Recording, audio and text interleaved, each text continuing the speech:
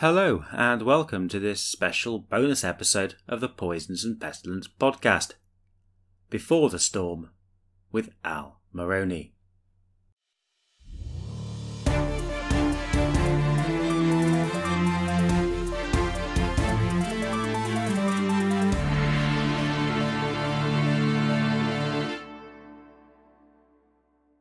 So Al, thank you very much for coming on the show.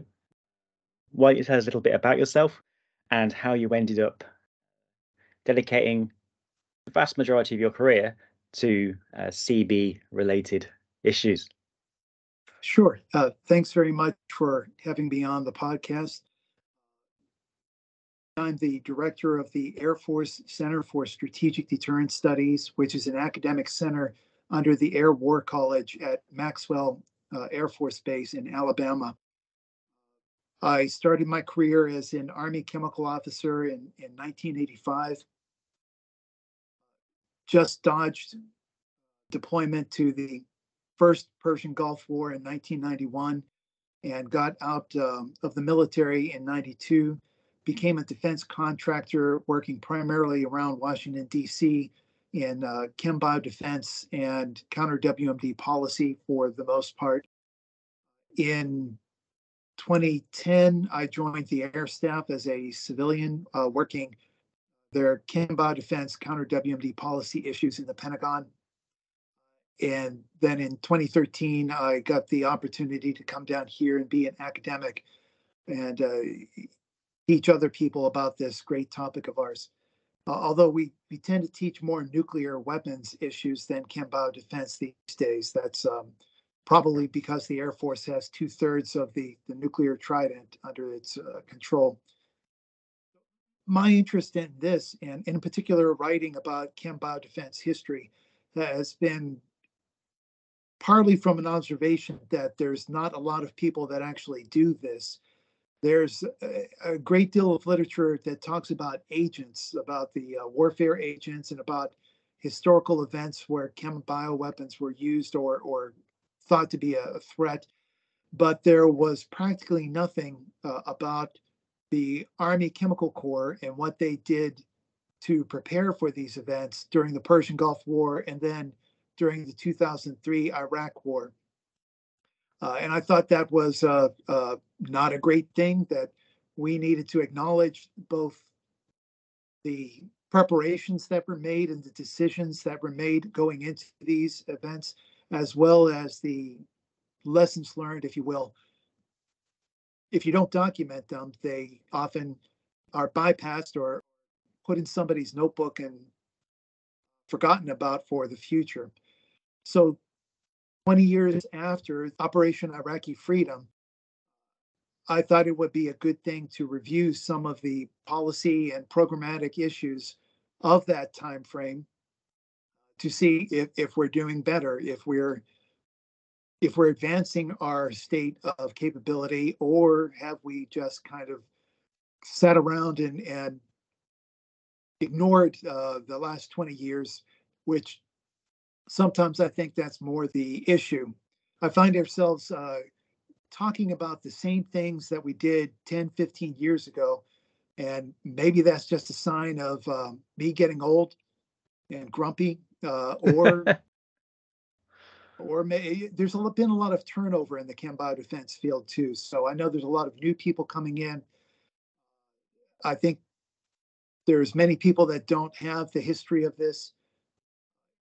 It's just been one of my points to at least make sure that my Army brethren, and ideally Air Force, understand this difficult technical area, and that this issue of weapons of mass destruction is not as fatalistic as some people will say in rhetoric.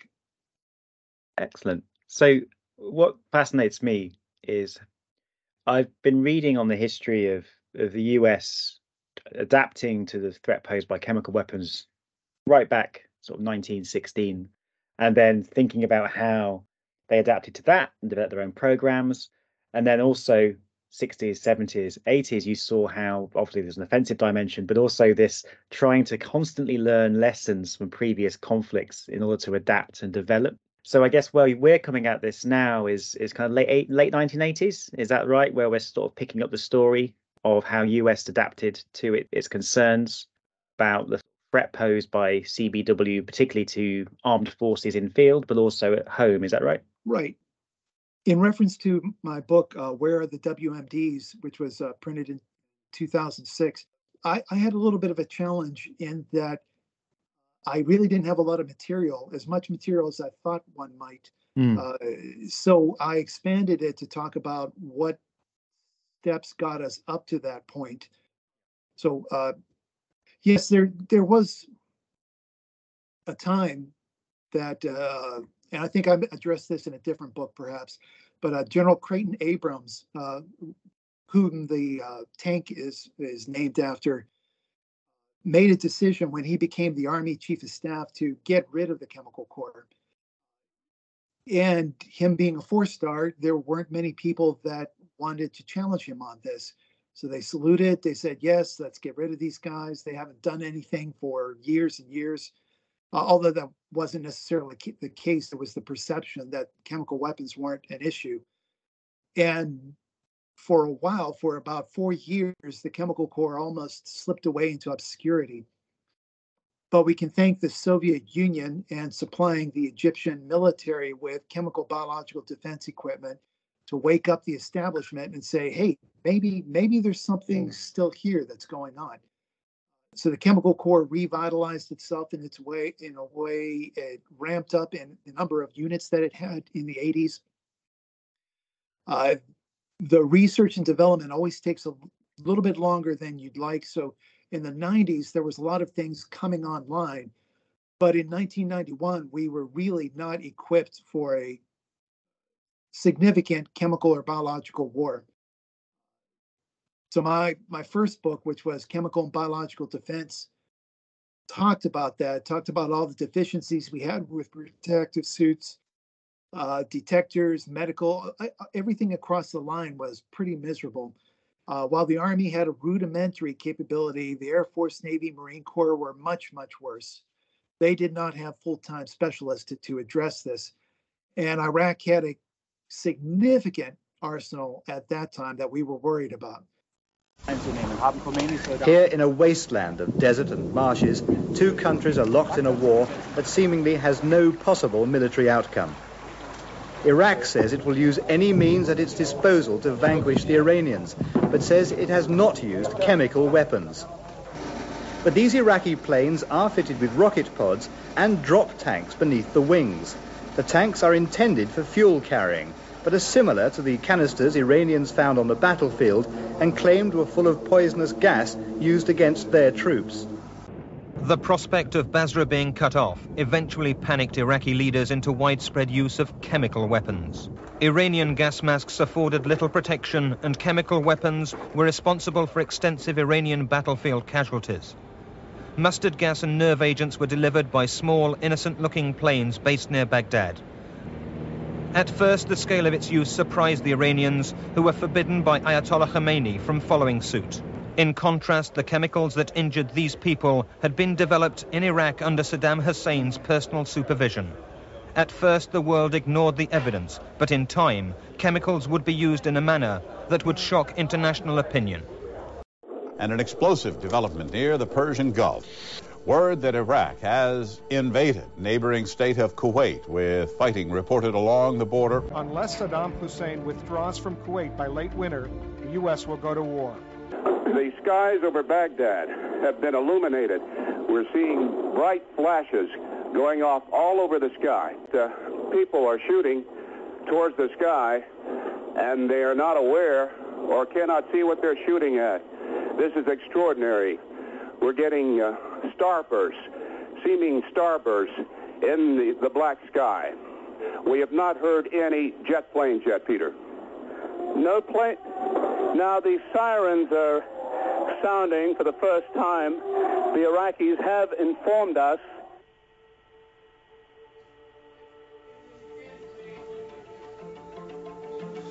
Well, we heard Peter Arnett saying the Iraqis have informed us, and then we didn't hear anymore. This is probably just a technical glitch. They have 4 wires there that they can use, and those wires can be easily severed or pulled. Wolf, what have you for us at this moment? There are strong indications here at the Pentagon that this war may be beginning right now, that the president may be going on television later this evening. Just 2 hours ago, Allied air forces began an attack on military targets in Iraq and Kuwait. These attacks continue as I speak. Ground forces are not engaged. We are determined to knock out Saddam Hussein's nuclear bomb potential. We will also destroy his chemical weapons facilities. Some may ask, why act now? Why not wait? The answer is clear. The world could wait no longer. While the world waited, Saddam sought to add to the chemical weapons arsenal he now possesses an infinitely more dangerous weapon of mass destruction, a nuclear weapon. The action followed a UN Security Council decision on Friday to review Iraq's compliance with UN-imposed sanctions.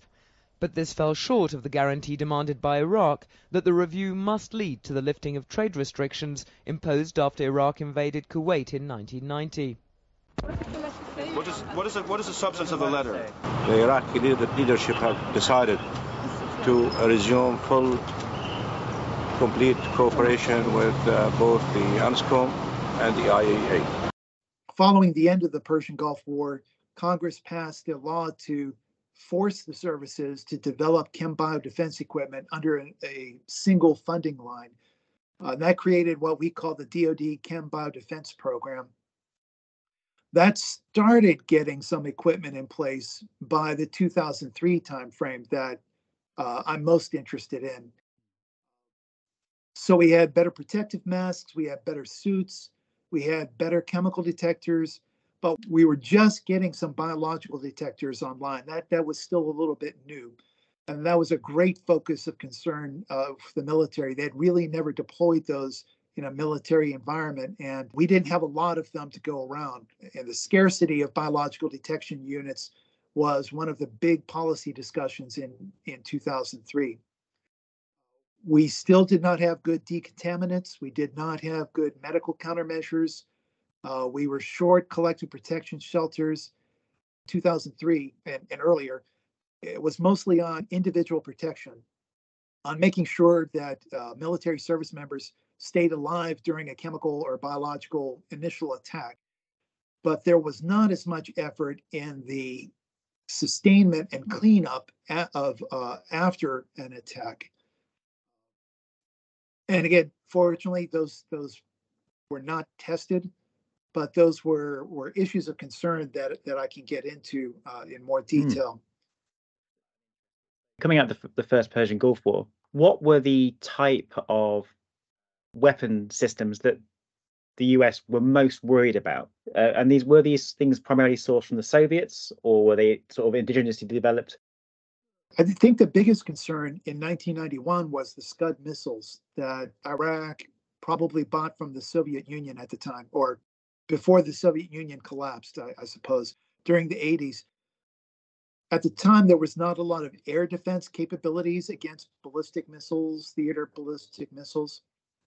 And small countries like Iraq, I think the idea was that these nations benefited from having Scud missiles with chemical warheads as opposed to using pilots who might get shot down or artillery systems that might be outgunned by the United States. So small nations with a chemical or biological weapons capability rely a lot on ballistic missiles. I think that's the current North Korean concern as well. So going into that, for instance, the Air Force had to make up its doctrine on how to do Scud hunting, as it was called at the time. Before 1991, never even thought about it. How do you go after mobile Scuds that are constantly moving around the battlefield? Stationary Scuds, yeah, no problem. Go bomb them and you're done. But they did not have a good doctrine for hunting Scuds that could move. And that was a big concern. I think there was a Scud that got through and hit a military unit in Saudi Arabia, I think, killed like 8 people. The Patriot missile system that we had was still kind of in development as far as its intercept capability for ballistic missiles. At the time, it was looked at as a big life-saving capability, a miracle cure. But I think post-war analysis shows that the Patriots were not as accurate as we would have liked. So we were popping off like 3, 4, 5 Patriots to take out one Scud missile that was coming into a port. We did not have a good theater warning capability in 1991. So if Iraq, for instance, launched one Scud that was aimed at Saudi Arabia, literally all the units, American units in Saudi Arabia, went into mop suits because nobody knew where that thing was going to come down. So these were some of the lessons learned that I think we did apply well in 2003. Had a better Patriot system, had a good idea working between the special operations units and the Air Force. We knew how to hunt Scuds. One of the wrinkles to the problem was by 2003, Iraq was developing their own indigenous capabilities for ballistic missiles. One of the concerns that the United States brought up to the UN was that there was a UN resolution saying they were not supposed to have missiles that fired over 150 kilometers, I think. And some of their newer systems were suspected they might. I remember from your book, there was lots of discussion about aluminum tubes and whether or not and what missile systems they might end up in. So in addition to the concerns about Iraq's capability, you talk about the problem of being prepared defensively in the US and how this is, in some respects, in many countries, a perennial problem where technically there's often a good understanding and a good technical scientific base. I mean, I've been reading upon the Second World War and the Chemical Warfare Service and some of the work going on then around things like environmental detection and as well as meteorological work was very impressive. But the big problem seems to be that kind of economic ecosystem of products that the army needs or that the forces need, and ensuring that that market is there, ensuring that the suppliers are there. And very often, obviously, it's very difficult to convince specific services or governments to spend money in advance of a problem. And so part of this seems to be the fact that in the run up to these conflicts, all of a sudden there was a realization we need the kit. And it's interesting you noted about Fight to Survive. We had another guest on who was talking about experiences in Germany with NATO forces and how at that point in preparation to fight the Soviets, it was very much a case of just shelter in place, don't die, or at least don't die till you fired your gun. And that was the kind of CBRN defense policy. Should we turn then towards the 2003 invasion? In the context of what was known in the kind of 1980s and 1990s, of course, we saw the move towards Operation Iraqi Freedom. And in your book, I think you do a really good job in talking about the kind of intelligence context of decisions that were made and in terms of the public communications in the run up to that invasion. So why don't we kind of start by talking about the kind of immediate run up to that action? We can't not talk about the public case that was made as well and the relationship between that and the intelligence assessments at the time. I cannot tell you everything that we know, but what I can share with you, when combined with what all of us have learned over the years, is deeply troubling. Iraq's behavior demonstrates that Saddam Hussein and his regime have made no effort to disarm as required by the international community. Saddam Hussein and his regime are concealing their efforts to produce more weapons of mass destruction. Saddam Hussein's use of mustard and nerve gas against the Kurds in 1988 was one of the 20th century's most horrible atrocities. Nothing points more clearly to Saddam Hussein's dangerous intentions and the threat he poses to all of us than his calculated cruelty to his own citizens and to his neighbors. Clearly, Saddam Hussein and his regime will stop at nothing until something stops him. So the biggest concern supposedly that the Bush administration had was that Iraq had not formally acknowledged where some unaccounted stocks of chemical and biological weapons were. And certainly Saddam Hussein did not give anybody reason to trust him in the aftermath of the 1991 exercise or all the UN inspections that had been going on throughout that. But there were arguably tens of thousands of liters of nerve agent that were not accounted for. There was anthrax and bot toxin, aflatoxin that was not accounted for. On the one side, supposedly what I've heard from the arms control community is Saddam was a little bit sloppy. The Iraqis were a little bit sloppy in their accounting, so they may have destroyed a lot of these materials, but just didn't have proof about it. That was one side. The other side was that Saddam was doing a scam himself by suggesting that he still might have the capability so his neighbors would stay on the defensive.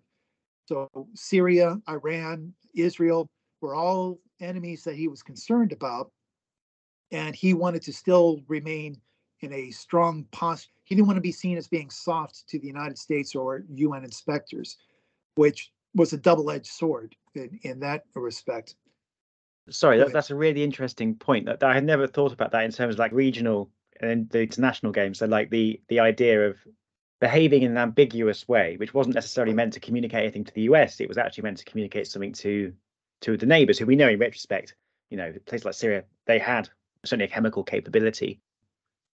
Right. In our own doctrine, sometimes we put out this idea that smaller countries develop chem bio arsenals to deter the United States from invading them.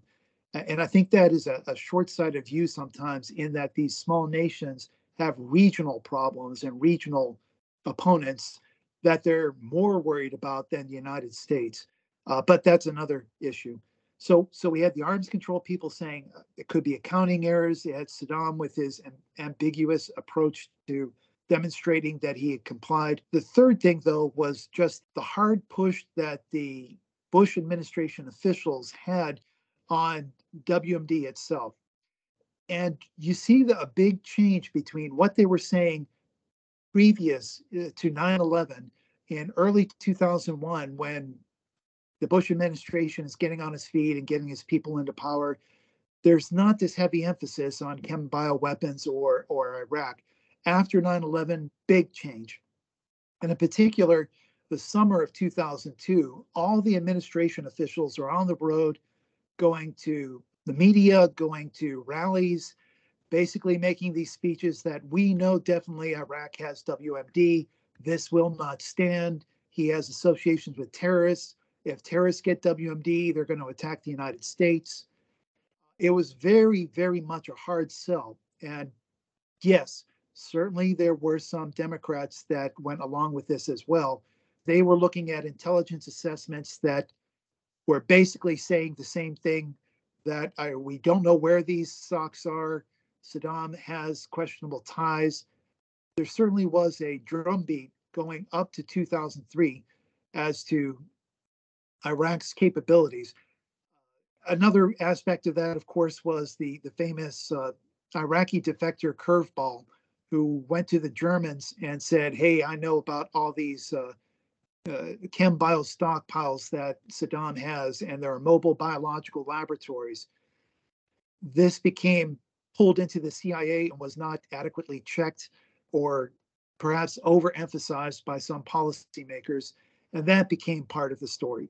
So we went into this idea that there were hundreds, literally hundreds of sites that might have chemical or biological weapons, not to mention a possible nuclear program that might have been revitalized after years of observation.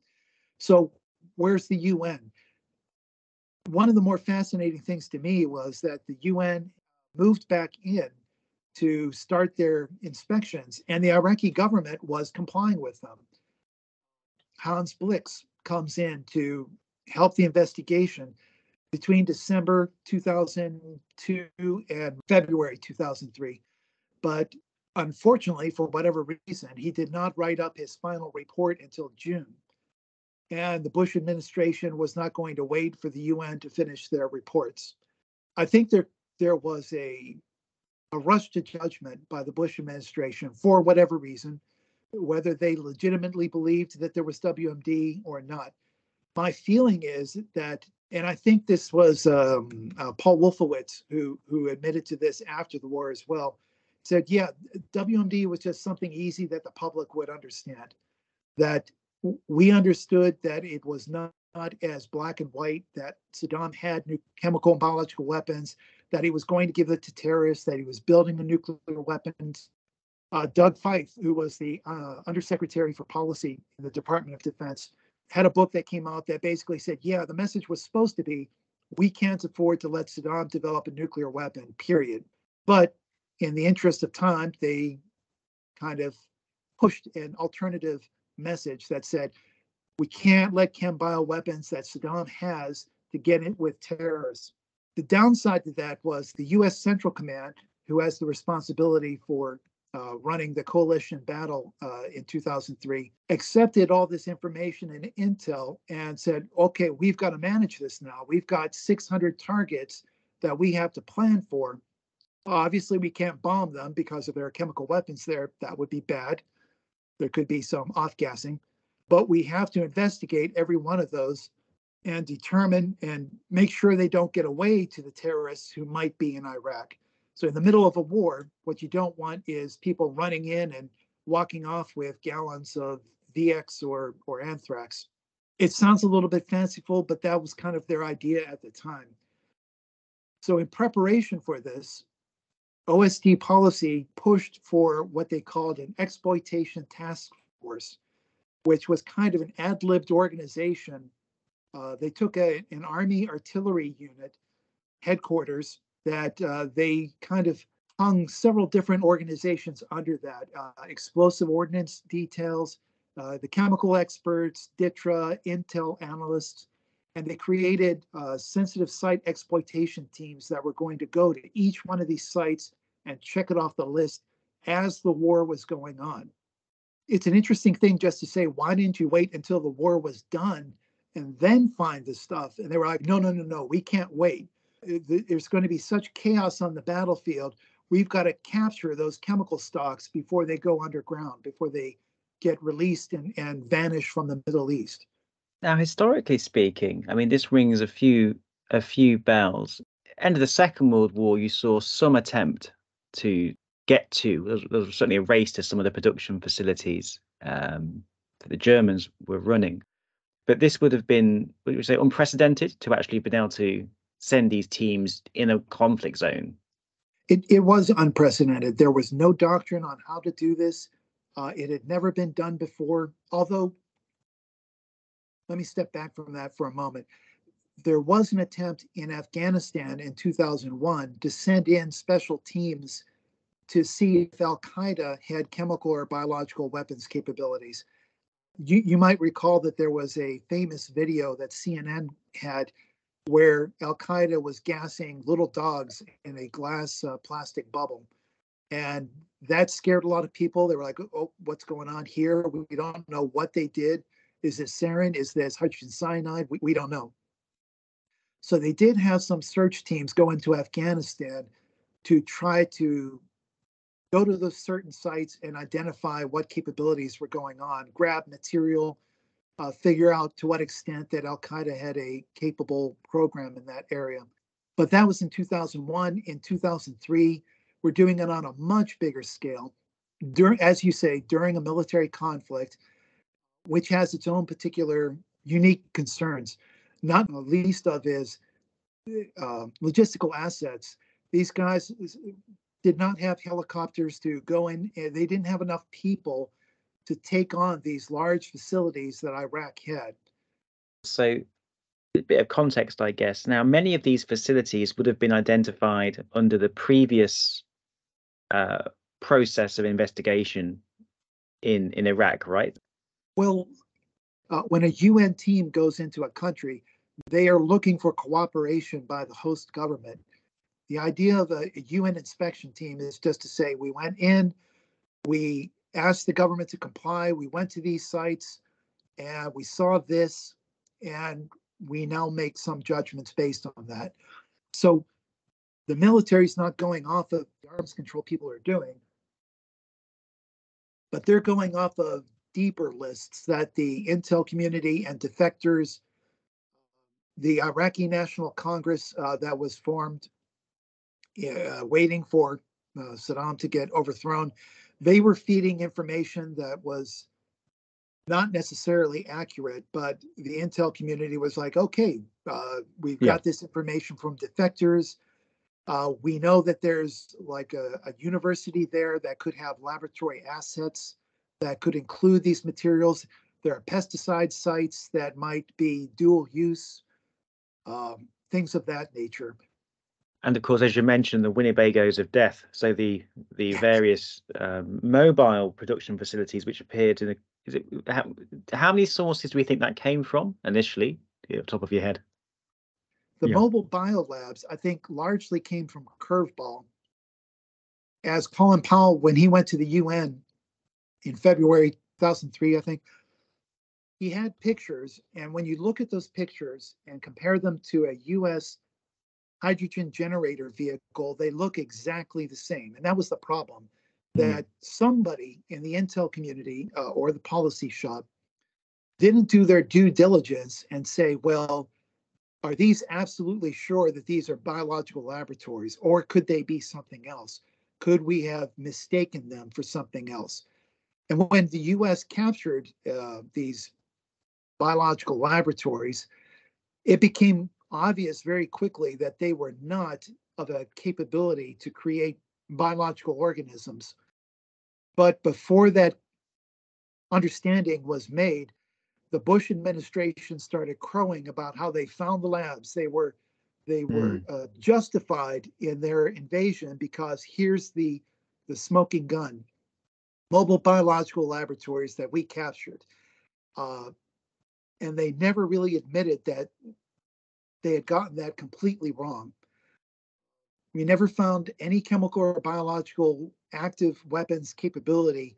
We found some old ones from the 1980s, but nothing that represented an active program.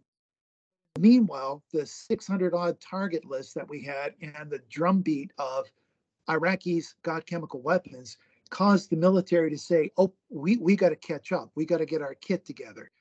So we got suits, we got masks. Oh, where's our decon systems? We haven't improved our decontamination systems for decades. That was a low priority. That was just something, for whatever reason, the military did not want to invest in because it's something that's not really used a lot. You can use individual protection gear for training, but there's not a lot of occasions to use decontamination systems or collective protection systems. You basically create these things and then they sit in depots. So 2003 rolls around and they go, oh my God, we don't have decon systems. We don't have what we need to clean up after a Kimbao event. What do we do now? So, I mean, that's interesting. Also, I guess some of this kit we're talking about as well has a shelf life. So much of the stuff gets bought and is never used, and then either ends up at a, depending on what it is, either ends up sold surplus for training use or whatever, or just, you know, is gotten rid of. And I guess that you can see if you're a, you know, if you're a local base commander or whatever, and you've got tight budgets, the thought of putting money into basically into the freezer is it doesn't really appeal. And you talk about a bit in your book the fact that I imagine this preparation varied a lot between institutions, particularly at arms of the military, in terms of how they went about doing things. In terms of appreciating this issue that they were facing in 2003, I mean, across the forces, was this something where independently kind of the various arms of the armed forces were realizing this? Was there anyone sort of sat centrally who could see across the various forces and the situations they were facing? Well, there was a big difference between 1991 and 2003 in that in 1991, there was no single focal point for identifying our chem bio readiness, if you will. So yes, every service was on their own to both identify their deficiencies and figure out a way to address that. In 2003, because we have this DoD Chem Bio Defense program, there is a joint program that says, okay, as everybody saw the drumbeat from in 2002, there are already efforts to say, okay, let's identify our deficiencies. Let's start creating capabilities. Let's start up the production lines, both military and civilian, and start getting things in place. The issue was how fast we could get those production lines back up and running from a cold basis, if you will. And that was one of the bigger problems. Detectors and reconnaissance vehicles, for instance, don't come off the line very quickly, but you can make bulk decontamination systems. You can buy bleach and water spraying vehicles that are from a commercial vendor very easily. And that's what units ended up doing. That was the sad thing. As you say, our decon systems were sitting on the shelf, degrading, falling apart. The military turns to the civilians and says, just give me what you got. Give me a spray vehicle, something that can spray water, and we'll add bleach to it, and done and done. And of course, not to go too far into military acquisition, maybe that's for another time, but this idea of it been, getting back online, in many respects, this acquisition routes were dependent on private sector. And so those private sector companies, they don't sit around waiting for the government to decide they're going to, they want an order for something. So his problem was, it was even, I guess, I imagine finding even people willing to produce for the government or able to produce at such a short turnaround. Is that right? Well, interestingly enough, because of the 9/11 incident, there was a sudden spike in companies that were interested in doing chem biodetection defense issues because terrorists, right? All the terrorists were going to come out of the woodwork and use chem bio weapons in our cities. So there was a burgeoning small market of people that had devices. And I think in the book that I mentioned two of them. One was a company that wanted to give the military basically a fire engine with a big sprayer for mass decon on vehicles. And another was a company that wanted to give something similar to the JCAT, a small chemical detector. The problem wasn't the lack of industry interest. The problem was nobody was validating how well these systems worked. Before the military buys a piece of equipment, they are famous for running them through a very long series of tests to say, not only does this meet what the industry vendor says it will do, but will it survive the military environment and the different climates that we go to? So the balloon goes up 2002, 2003. There was a race by several industry vendors to say, hey, I've got something that will scratch your itch. I've got the magic bullet. But are you willing to let that company give you that device without knowing whether or not it will actually work on the battlefield? That could come back to boomerang on military and political officials, that if there was a chemical attack and the device didn't work as it was advertised, that would be really bad. It was an interesting time in that there was a lot of cutting edge stuff that was going on out there, that in forms of chemical detectors, biological detectors, suits and masks, but some of the basics were still missing.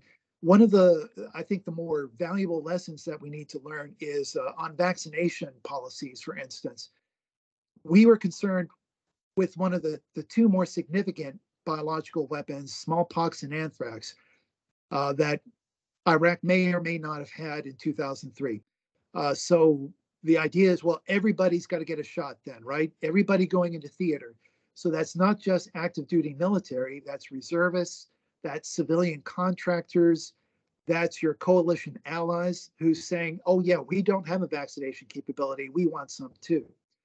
And at the same time, President Bush says, hey, because of the potential for terrorist biological weapons, I want to have a national smallpox vaccination program.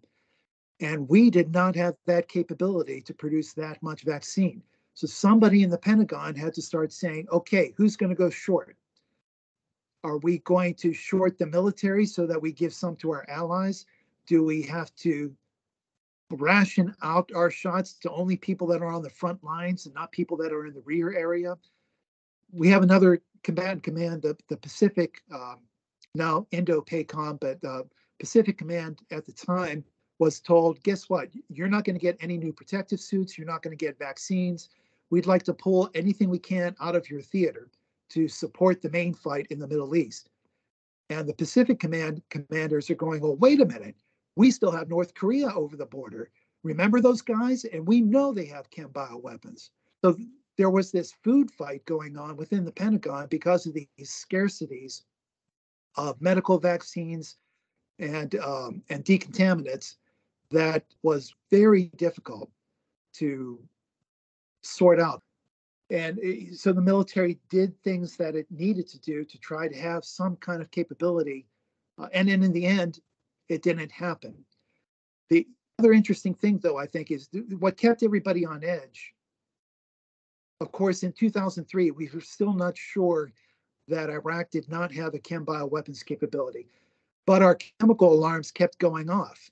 And that's because we found barrels of pesticides, barrels of industrial waste.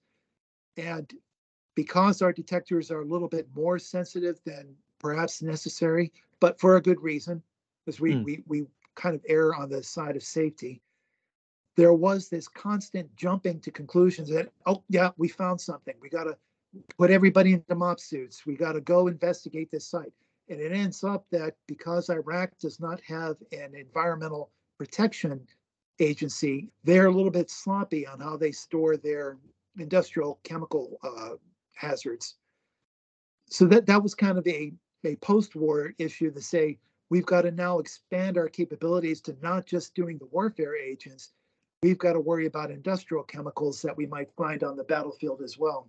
So just so I understand, in terms of detection capabilities, you'd have had, is it air sampling? Obviously, there's a tape stuff you would use if you're in the field, but there was also air sampling systems, and then was that both chem and biological? Because I remember in your book talking a little bit about some of the issues they had with identifying pathogens because of the sort of in-country limitations in terms of laboratories.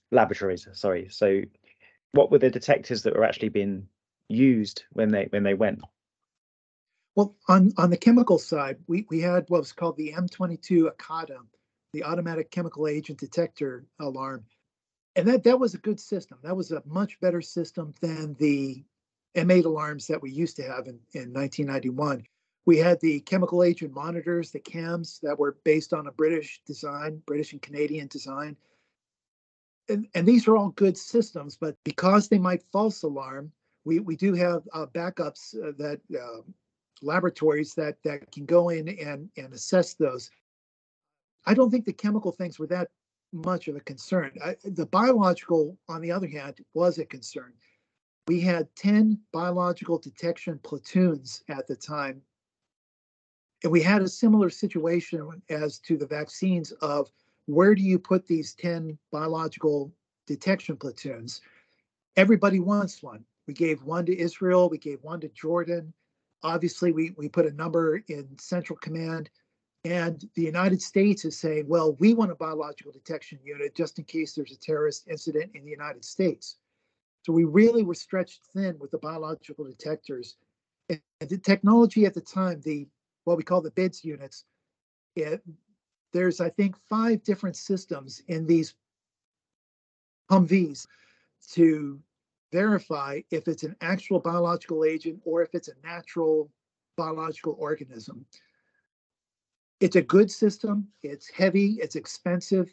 It takes a technician to figure it out. And the major problem is the time required to confirm that it's a biological weapon or not a biological weapon.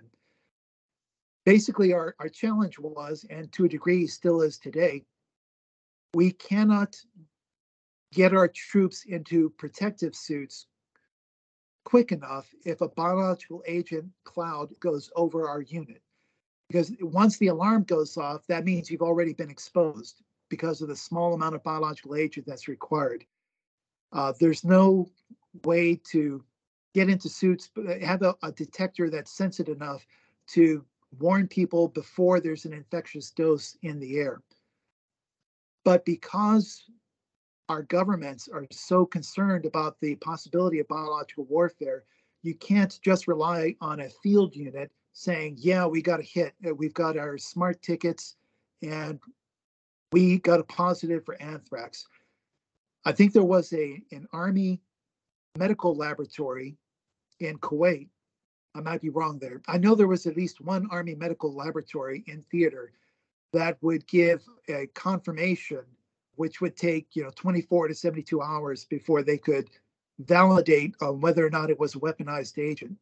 And then the sample would be shipped back to the United States and go to Fort Detrick and the Centers for Disease Control and Prevention for positive confirmation that the field laboratories were right. So this very long chain of biological detection is not just for protecting the soldiers, but it's to support political decisions that have to be made down the line. We don't like to have a tricorder that told us the second we turned it on, yes, this is a biological or chemical hazard, take appropriate actions. That tricorder does not exist yet. Yeah. But that doesn't stop the military from trying to seek it out or fund research and development to try to do so.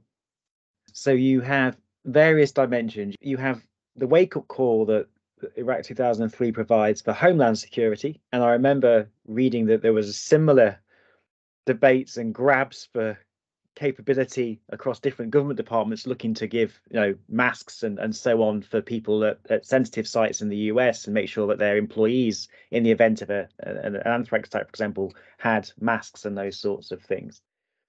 There's also this issue of the exploitation task force, and I guess the broader issue then was also the broader CBR preparedness and training for troops on the ground and the incentive that the conflict would provide for that. So it's a bit of a strange question. So in terms of lessons learned from the WMD incident that wasn't, what do you think the lasting legacy of this invasion was for CB policy? I think this is not necessarily a good news story. My observations are that after 2006, 2007, it really starts to set in that there was no WMD in Iraq, and that threats of retaliation probably do a pretty good job of scaring smaller countries into not considering using chem bioweapons against the United States. As a result, we don't need to put more money into chem bio defense. The chem bio defense funding between 2008 and today has largely been static with small little bumps here and there, but it has not really grown at all. And there are still significant deficiencies that we're trying to address. We don't necessarily train any harder than we used to back in 2003, 2004. We have a series of policy documents like the Quadrennial Defense Review, the National Security Strategy, the National Defense Strategy. They barely mention WMD anymore, certainly not like we did in the early 2000s. And we can argue about whether or not fighting terrorists in Afghanistan for the last 20 years has done anything for the chem bio defense community or not. There's been a move of priorities where chem bio defense is not seen as particularly relevant in today's fights. That may be changing. There's always people that are looking at it with a new perspective. But the bottom line is the budget hasn't changed for chem bio defense. We're still investing in protecting suits detectors. We're still neglecting decontamination and collective protection. Our medical programs are going in all sorts of directions that I don't necessarily think is helpful. But I like the exploitation task force, for instance. For years, there was an argument within Department of Defense as to whether or not we should develop a standing capability. Never happened because nobody saw the point of it. There's no priority. Nobody wanted the responsibility. There was no money put against it. So it kind of died. It's generally understood that the Army will do this because they've got the chemical corps. But as a policy issue, it's not really something that's discussed. The other issue is contaminated bodies, for instance. What happens if you have 5,000 contaminated bodies with anthrax or VX? Are you going to bring those home and have a funeral with possible off-gassing of chemical or biological agents? We don't really have the capability to quickly decontaminate human remains and get them back to the United States for a proper burial, for instance. So we do workarounds. Decom standards. There's the eternal question in our community of how clean is clean enough? How clean is safe?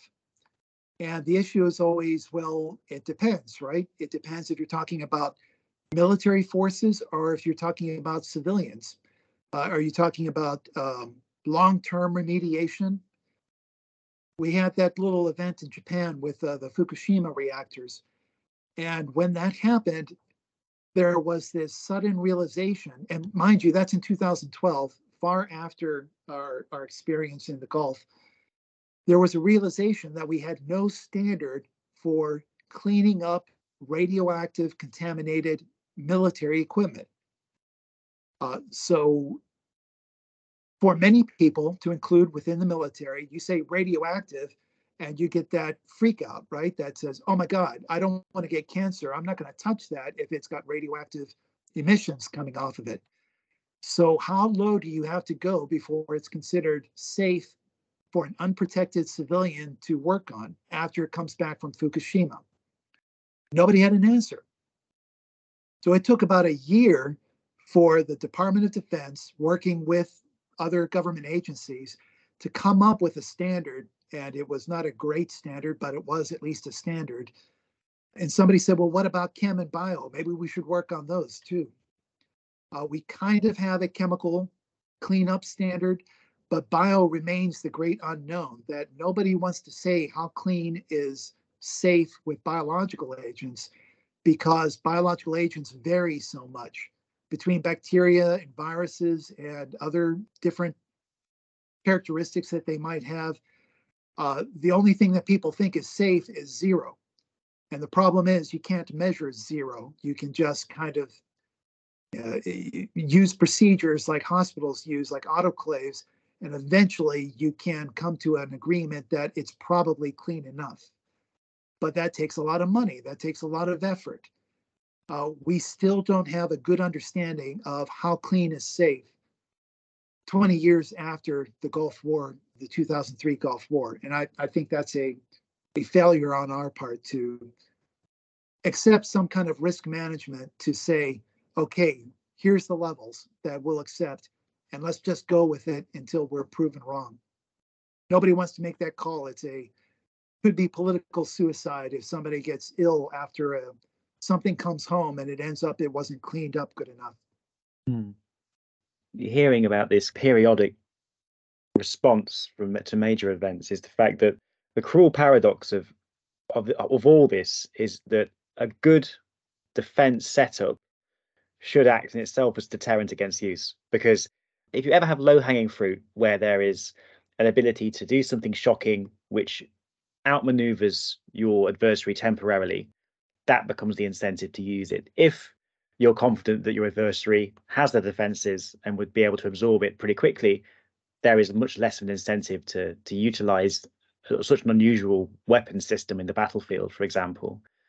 So the cruelty being that the more successful these organizations are in convincing there is an ability to respond and don't even bother because we can respond to it, the harder it becomes to justify their resources because these incidents, they don't happen. And yes. So, and I guess it's also so much of this sector seems to be about maintaining ways of continually rehearsing for something. And it seems to be, in some respects, it's the rehearsing itself which becomes one of the most important dimensions. Do you think we'll ever escape the boom bust approach we have? Do you think that's kind of, we're locked into that as we have been for the past 100 years or so? Oh, we're absolutely locked into that. Yes. I mentioned in the book in 2001, 2002, that we have an inspection agency that went to our technical Army units that do this for a living and found out that they were not as well trained as they were supposed to be. And are we doing it any better today? One could argue one way or the other. It's hard to tell. But yes, continuously over history in 1917, 1941, 1950, 1975, you can pick almost any crisis point in history where the United States, the United Kingdom has faced a threat of WMD, and they said, oops, we got to do a crash course now and relearn everything we were supposed to have done already. That's the only way that I think our policy works, is because, as you say, periods of time go by without anything happening. Everybody gets a little lackadaisical and says, oh, we must be doing a great job. We don't have to worry about this. Deficiencies form, people forget, there's turnover, new people come in, and they don't know what they don't know, to use a phrase. Crisis comes, and we all run screaming, oh, we need more training, we need more equipment. It happens over and over again. And I think it's something we're doomed to repeat in the future. So I guess it's thinking about what is the lowest acceptable threshold for that baseline knowledge during those periods, because I assume someone like yourself would argue it should be a lot higher than it is. Well, I think that on the good side, the services, at least in the United States, I'm not going to speak for other countries, but protective masks, protective suits, we have enough training to ensure that individual survival mechanisms are in place, that at the very least, if we get caught in a conflict with chemical and biological agents, our service members should be able to survive, hunker down, and wait it out. And hopefully that will be good enough. It is not the optimal condition that we would like to see. We keep talking about fighting through a chemically contaminated environment, for instance. That's a high bar. And some units might be able to do that. Other units might not. That is a high standard. That's where we'd like to be. But at the least, I think we're ready through our individual protection measures to make it out. Now, the policy discussions is what I focus on. I think there's a lot of relearning by people that go into policy offices to understand the decisions that they have to make, like doling out vaccination programs, like discussing with allies how we're going to protect them in addition to protecting our forces.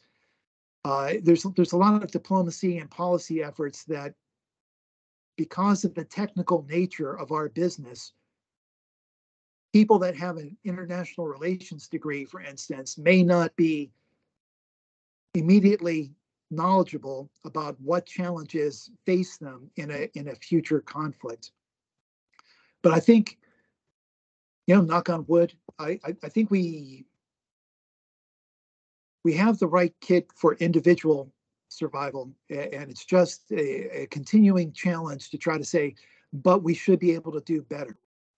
I think that's a very positive, forward-looking way of ending today's episode. I really enjoyed speaking to you today, and I'm sure our listeners have got so much out of that.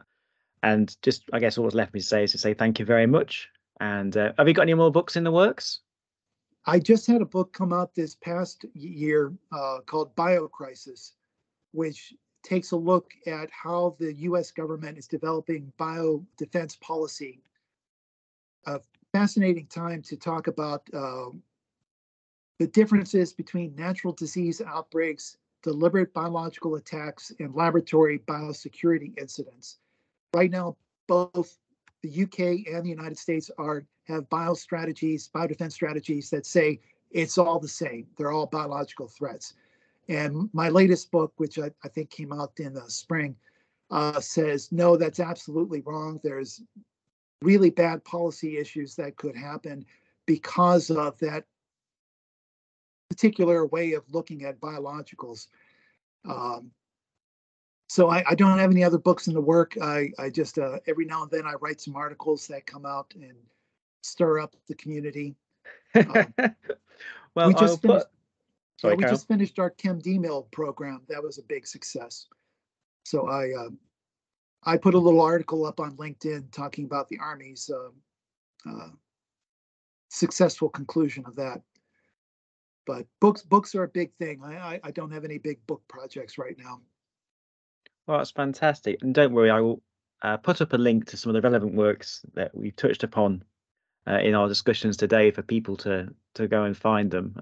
So thanks very much.